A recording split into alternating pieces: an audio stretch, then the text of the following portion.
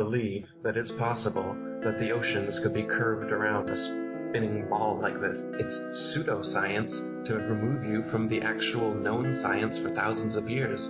If something is more dense, then it goes lower. If something is less dense, it just moves higher. If you've got a helium balloon, how come gravity doesn't bring that down to the Earth? Well, because the helium is lighter than the oxygen and nitrogen and other elements in the air around it, so it naturally rises. And you hold a rock and let it go, and the gravity is what causes the rock to drop, right? No, the rock is denser than the air, so it falls.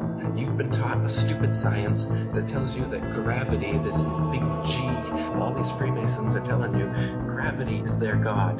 There really is an up and down in nature. Light things go up, heavy things go down. That's it. Gravity is bullshit science to make you believe you're on a spinning ball. Science experiment that you can try at home to learn about density. Start by taking an empty glass and tip in some water and food colouring.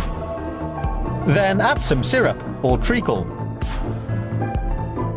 And I'm going to add a little bit more water to make the layer a bit thicker.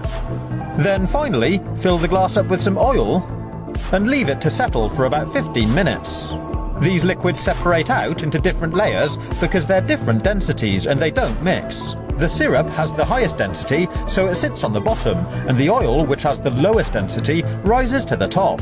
Try dropping different objects in to see what happens. If we drop this metal nut in, which is really dense, you can see it sinks right to the bottom. But if I take this grape and drop it in, it sinks through the oil and water, but sits on the syrup. This is because the syrup is denser than the grape. Pretty cool, huh? Now if I take this plastic bottle top and drop it in, it slowly sinks through the oil and sits on the water.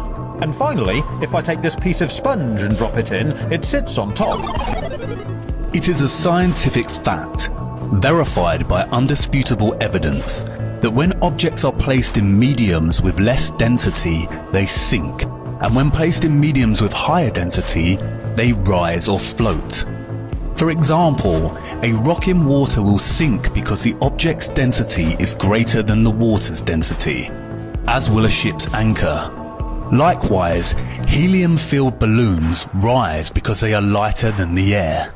Submarines float on the ocean when their ballast tanks are empty and contain air, and they sink when their ballast tanks begin to be filled with water. This is how they manipulate their depth in the ocean, by adjusting the ratio of air and water in the tanks. This is proven by filling a balloon with 50% air and 50% helium. As helium is lighter than air, and the ratios are even, the balloon remains fixed in the air without rising or falling. Ultimately, Newton's gravity erased the common sense of up and down, and in its place normalized the preposterous idea that this is possible. And this.